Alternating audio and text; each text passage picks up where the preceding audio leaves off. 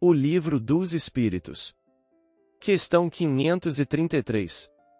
533. Podem os espíritos fazer que obtenham riquezas os que lhes pedem que assim aconteça? Algumas vezes, como prova. Quase sempre, porém, recusam, como se recusa a criança a satisfação de um pedido inconsiderado. São os bons ou os maus espíritos que concedem esses favores? Uns e outros.